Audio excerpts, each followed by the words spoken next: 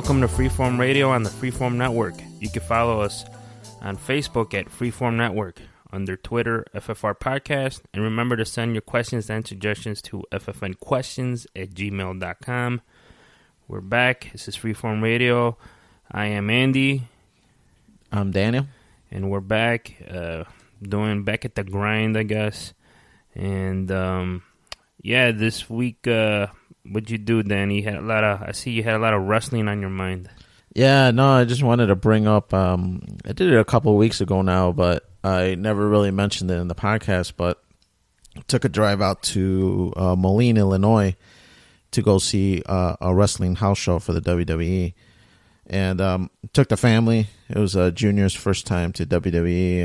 Alana's as well, I believe, if I recall correctly. Them. Yeah.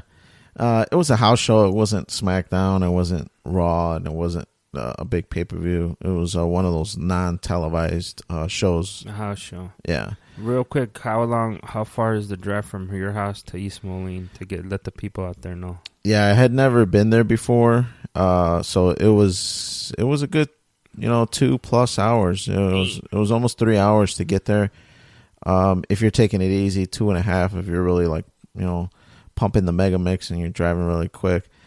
So, but we took a couple stops and then we went to eat halfway through. We stopped by a Cracker Barrel on the way Cracker there. Barrel. Yeah, so usually whenever we do long road trips, we always try to find a Cracker Barrel just because there's really not one close to our area. It's a good 40 far away. Yeah, it's like a 40-minute drive or maybe even an hour to get to a Cracker Barrel from where we live. So yeah, man, we drove out there a couple weeks ago.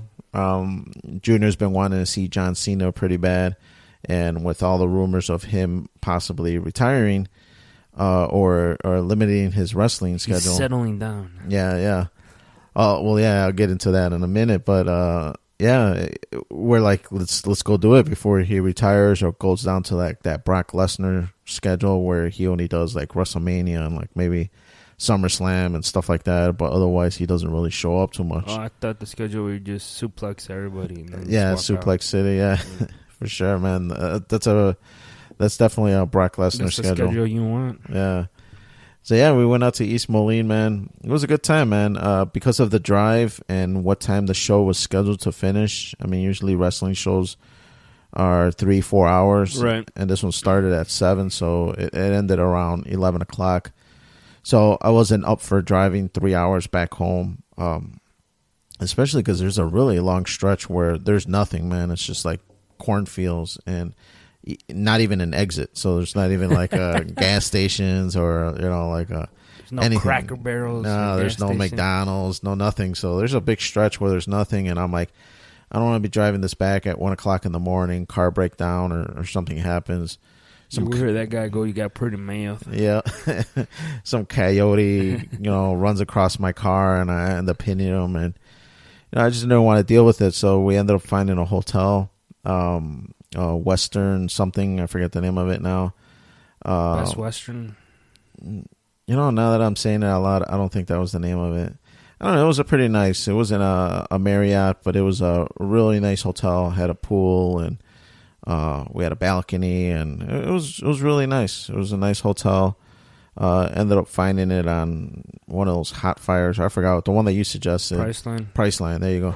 And checked it out, and it was nice. It almost seemed like Junior even liked the hotel more than the wrestling show. I was going to say so if John Cena's there, I'm in the wrestling know, so it's a SmackDown brand show. Uh-huh. So who else was on the card besides Cena? Well, first of all, was Cena the main event? Yeah, he was the main event. It was versus Bray Wyatt, because like I mentioned, this was a few weeks ago, so he still had the strap. So it was him versus Bray Wyatt. And then I believe Corbin was the third guy. It was a 3-way dance. Yeah, it was like a 3-way. Because I kind of figured, I'm like, because if it's a 3-way, they're probably trying to get it where the champ doesn't have to get pinned to actually lose, because they didn't want to give him that, because it was coming into WrestleMania. It wasn't that long ago, so it was just a couple weeks ago. They probably wanted to keep that heat on Bray Wyatt and whatnot. So was Nikki Bella with him? No, Nikki Bella was not there. That's not worth the drive. Yeah, there was other divas. There was like I don't know if Bailey's SmackDown, but there probably was the orange hair chick, right? Becky. Oh yeah, the one with the goggles. Yeah, that goggles chick. Becky Lynch. I don't really watch too much of the women's wrestling, but there was some goggle chick, and then there was a couple girls, blonde haired girls. I don't really know. Bliss or something. Yeah. But no, man, it was pretty cool. They had Randy Orton was there. That was a good one that I liked. Did he do an RK out of nowhere to everyone? Yeah, he did RKO. I think he was wrestling the other guy, the Bray Wyatt guy. The tall one? The one with the white wife beater. That guy. I can't think of his name right now. Yeah, the I one know who with you're the talking beard. about. I'm sorry, I can't remember his name. Yeah, he ended up fighting him. He got injured, yeah. And the Alpha Males were there. Fandango and Tyler Breeze. Tyler Breeze, they were tagging up. Did they show him with his selfie cam on the screen? You know what? They didn't. No, I've seen it because jumping a little bit ahead, I ended up, because of this and Junior kind of getting hyped up, I ended up getting the WWE Network for a month or 2 months. I forget what the subscription is or what I signed up for. And I've been watching some of their old stuff, and I've been watching this thing called Breaking Ground. It's right, like their little intro. Yeah, like the documentary. Yeah, like the NXT guys coming up, and it showed Tyler Breeze and how he changed his gimmick a few times. Yeah. And the last one was, like you mentioned, the selfie stick where they would actually show it onto the Titantron. Well, he real quick on NXT, he was like the guy for a while. Like this guy, they're like, he's going to have a future, and they were dying to bring him up. And when they had the NXT takeovers, he headlined a couple of them, or one or two, and then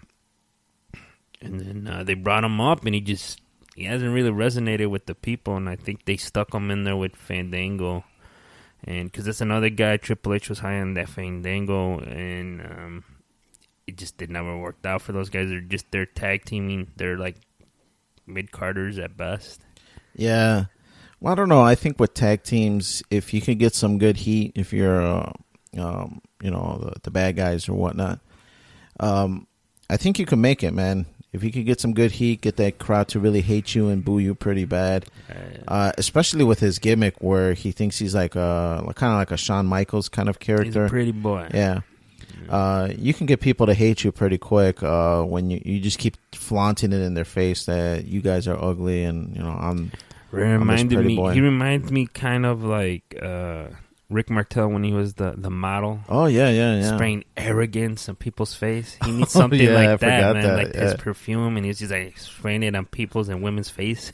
He needs something like that. Well, even going back farther, Andy, what about Gorgeous George? Yeah, that too. Yeah, that guy, he used to spray cologne onto the mat because he wanted to smell good while he's wrestling. So that's what I'm saying. He needs something like that. Like the thing with the selfie stick, and like he's always doing selfies. It's kind of cool, but they need to take it up a notch. I don't know what to do. I don't know what he would need to do, but him and Fandango, I mean, I don't really watch SmackDown. I see some highlights once in a while, and I'm just like, this is not interesting me. Like, I don't get it.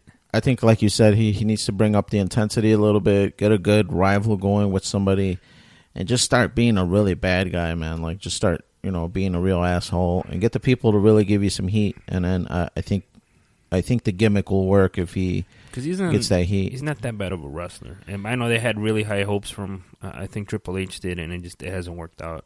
Yeah, I think like you mentioned, NXT, they're really high on him, especially that special that I mentioned. Oh, yeah, I've been watching. He was going to be the guy, dude. They keep bringing him up. They keep mentioning, I've been here for 4 years. A lot of people come to me for, questions on how they should do things because, I'm like the veteran here. So did they show? I heard of it. I haven't seen. And real quick on the Breaking Ground, did they show the meetings when they're talking about the wrestlers? Yeah, they like show Triple H is there. The performance, like they go over like a review, like every week or something. I haven't. I've only watched like 4 episodes, and I haven't seen Triple H at all. Other than those meetings are happening. The meetings are happening. Who's in those meetings? It's the guy with the tattoos. the guy that used to come out with tests, and he's one of the Albert? coaches. Yeah, Albert. Yeah, Prince Albert. Okay. Yeah, he's there.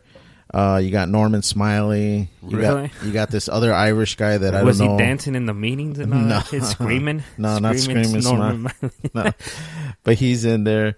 Billy Gunn's there. Okay, Billy Gunn's no longer there. Billy Gunn and another guy that Is Dusty in those meetings or no? No, I think he was dead already because they make mention of the Dusty Tag Team Classic something kind of tournament. So I believe he had passed away by then. So yeah, no, I saw like one or two other like recognizable, like these are from old school wrestlers.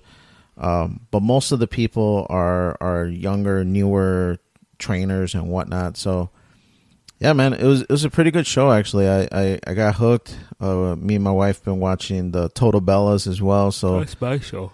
Yeah, so we've been watching a lot of WWE. How many seasons they got Total Bellas or Total Divas?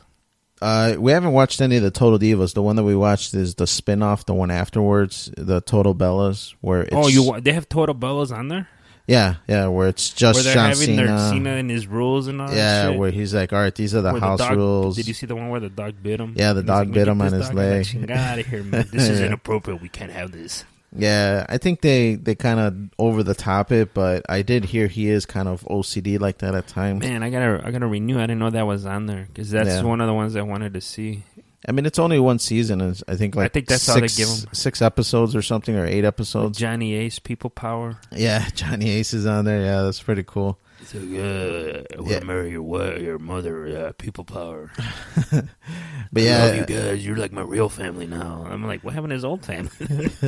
They must hate his guts or something. Yeah, we actually just finished the season. So my wife's like, that's it? There's no more? And I'm like, we can go back and watch the Total Divas. That's how it started. And kind of see how everything, or at least that program started. But the very last season was Total Bellas. And I believe they went back to calling it Total Divas, and now it's with all the girls. Well, they've always had Total Divas. Okay. All right? It's always been like that. And then they're like, they start bringing in new women, and then they're like, Bella's like, man, screw that. We want our own show, which they got. Okay. And then it was going to be them and the mom and Daniel Bryan or whatever. Daniel Bryan. Yeah, and then I seen like episodes. I'm like, this is fucking weird. Like it's like super scripted. Like the women go down there. We're gonna go to this room and have cigars and wine, and they're just like they're just talking in suits, and it's just like this is fucking weird. Like how real can this be? Like there's just no way it could be this real. Yeah, I think some of it's a work. It's like let's ham it up a little bit.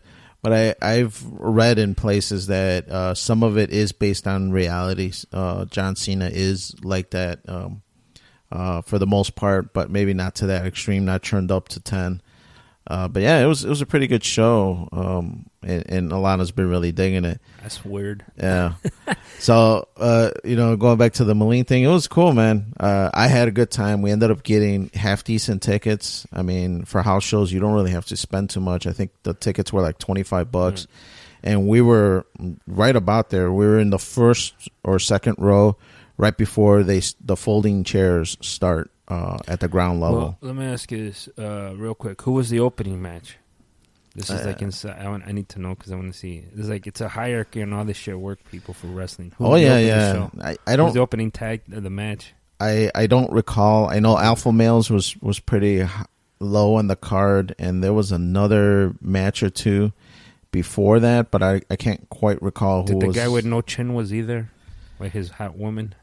A guy with no chin. Oh no, Ellsworth no. Ellsworth. Yeah. No, I think he's a Raw guy because he's on SmackDown. Is he SmackDown? Yeah. Well, I didn't see him at the show. Guy, he got in there just because he didn't have a chin, and he was in WrestleMania. Yeah, when I first bought the tickets, AJ Styles was on the card, but the day of the day he was not on there. He no-showed. They ended up scratching him off the card, they put him somewhere else. Yeah.